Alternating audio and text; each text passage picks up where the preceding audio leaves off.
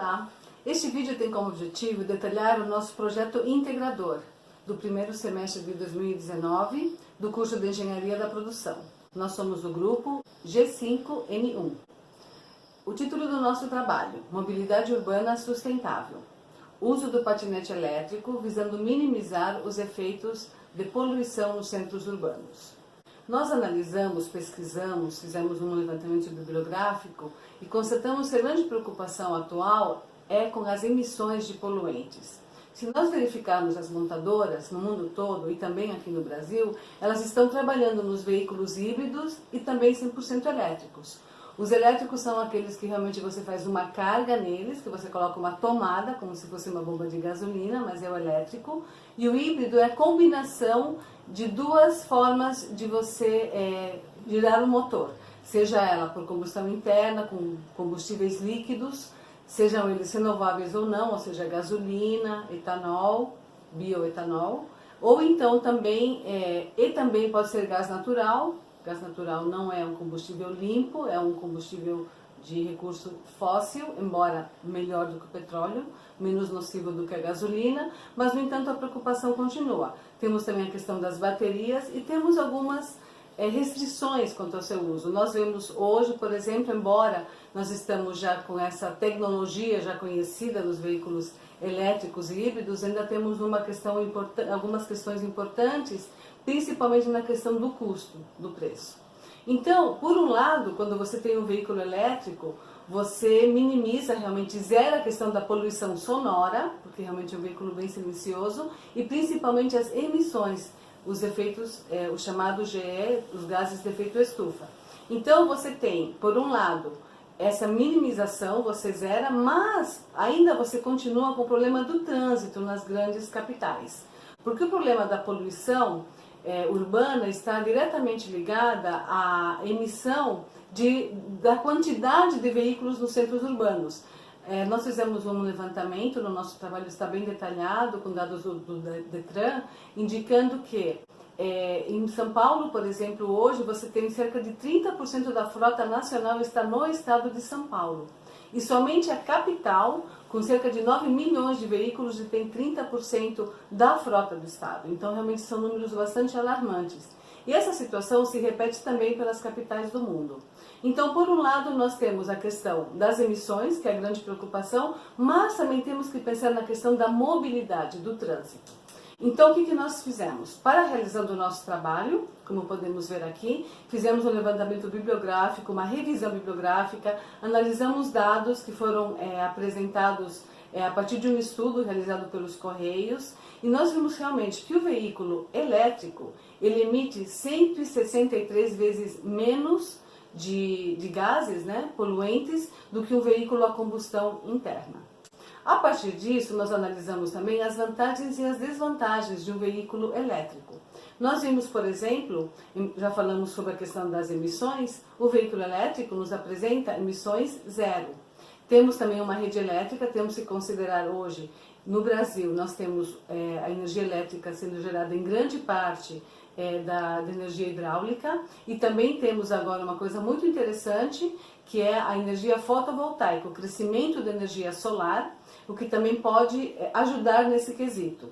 Ainda sempre também na esteira das fontes renováveis, as alternativas limpas.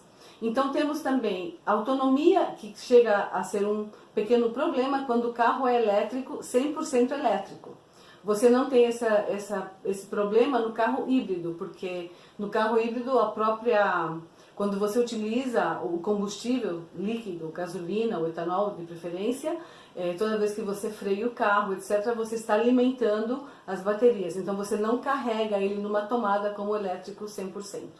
Também temos a questão, quando o carro é elétrico 100%, as horas que você precisa para carregar, o tempo para carregar, numa bateria, por exemplo, em casa, se você tiver um veículo elétrico, 100% elétrico, você precisa de uma bateria, um plug, uma tomada em casa, e você leva de 8 ou 9 horas para carregar o seu veículo.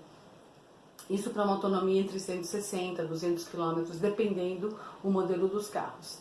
Então, tem também a questão do custo, né? Logicamente o custo por quilômetro fica muito reduzido quando comparado a um veículo a gasolina. Então você tem realmente algumas vantagens e desvantagens. Novamente, os veículos elétricos, sejam eles híbridos 100%, vêm sim a minimizar, praticamente temos o impacto das emissões poluentes, ficam praticamente zeradas. Isso é muito interessante. No entanto, continuamos com a questão da mobilidade urbana, do trânsito, principalmente, novamente, nos grandes centros urbanos. Então, esse aspecto de mobilidade urbana foi o que motivou o nosso trabalho. Então, a motivação para o desenvolvimento do nosso protótipo foi realmente essa questão da mobilidade. E aí nós analisamos os diversos estudos, diversos tipos de transporte que você tem já elétricos. Você tem uma bicicleta elétrica, você tem patinetes, você tem diferentes uso de veículos elétricos para se locomover sem emissão. E dentre eles nós analisamos o uso do patinete, que nos pareceu realmente o mais interessante para vir a satisfazer a questão tanto da não emissão de gases, como também da mobilidade urbana. Então, para isso, tendo como pano de fundo esse estudo que nós realizamos com os veículos elétricos, nós realizamos o protótipo da implantação de um sistema de patinetes elétricos. Então, nós focamos um estudo de caso. Nosso estudo de caso partiu do princípio de nós analisarmos como está essa questão do uso de patinetes. Vimos que está muito avançada no mundo todo. As grandes cidades, os grandes centros no mundo, na Europa, nos Estados Unidos, na Ásia, já utilizam o patinete. Então, no Brasil nós também já temos há alguns anos implantado, né? Desde 2017, 2018 começaram a chegar com mais intensidade. Hoje temos em 13 cidades implantadas, somente em São Paulo temos na capital, em Campinas, em São José dos Campos e em Santos. Temos em Brasília, Goiânia, enfim, as 13 cidades mostradas aqui no nosso mapa, onde já existe esse sistema. Só que nós temos um problema de regulação. De acordo com o Detran também, a questão dos patinetes, ela obedeceria uma regulação que seria do tipo das cadeiras de rodas. E aí você tem também uma questão dos acidentes, provavelmente vocês devem ter ouvido de pessoas sendo machucadas ou patinetes andando a uma velocidade além da que seria o ideal quando você está caminhando junto com pedestres, porque eles dividem calçada. Então, por exemplo, em São Paulo se determinou que eles utilizariam a mesma faixa das bicicletas. Então, tudo bem, você solucionou o problema da calçada, do pedestre em si, mas você colocou o patinete junto com o trânsito, que infelizmente nos falta uma cultura que realmente respeite mais, né, as pessoas que estão utilizando patinetes e bicicletas. Já visto o grande número de acidentes que nós vemos comumente com bicicletas. Então, nós temos ainda algumas questões para serem resolvidas. Então, nós pegamos a cidade de Paulínia para fazer a implantação do nosso projeto. Porque ela é uma cidade que tem uma renda per capita bastante interessante. Você também tem uma cidade que ela é plana, ou seja, a questão geográfica da cidade é interessante.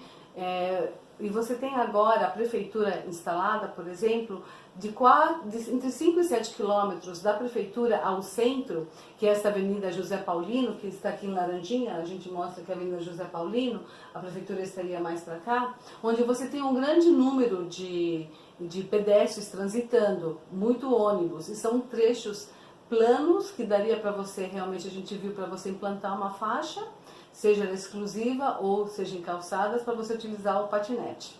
Então, a cidade de Paulínia, o mapa do centro a gente colocou aqui para vocês.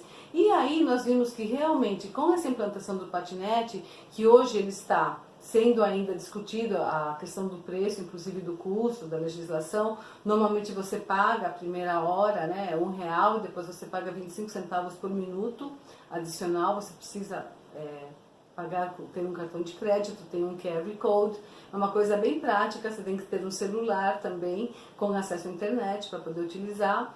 Mas o problema maior dos patinetes está quanto à utilização e das pessoas também respeitarem o seu uso junto com o pedestre, seja se for em calçada permitido, como em alguns países, ou seja na faixa das bicicletas, como estaria sendo no estado de São Paulo. Então, o que nós podemos concluir? Que embora tenhamos algumas dificuldades relatadas, pendências de regras para o seu uso, nós acreditamos que o patinete, né, que esse meio de transporte, pode sim colaborar para minimizar problemas de trânsito e facilitar a mobilidade urbana. Conforme os estudos que nós fizemos, as revisões bibliográficas que nós levantamos, essa implantação demonstrou ser uma alternativa bastante viável para você resolver a redução das emissões de gases poluentes e também, talvez principalmente, no caso de grandes centros urbanos, reduzir o número de veículos nos centros urbanos. Os efeitos em médio prazo seriam a melhoria da qualidade do ar, por conta dessa redução de gases de efeito estufa, e também a redução de doenças associadas à qualidade do ar e, consequentemente, redução de gastos com a saúde da população, gastos com a saúde pública também. Então, esse foi o nosso trabalho. Nós estamos estudando essa questão já há um tempo. Foi feita uma análise bastante interessante, né, no nosso texto. Nós verificamos que realmente é uma coisa bastante viável, podemos utilizar o patinete, diminuir a poluição principalmente e também o trânsito. Mas precisamos ainda definir melhor as regras de utilização, de uso. O nosso grupo é formado por 5 integrantes, sendo Argemiro Pentinha Júnior, Carlos Alberto Galvão da Silva, Gustavo Felipe Stardini de Oliveira, Inocêncio Scandífio e eu, Mirna Ivone Gaia Scandífio. Obrigada.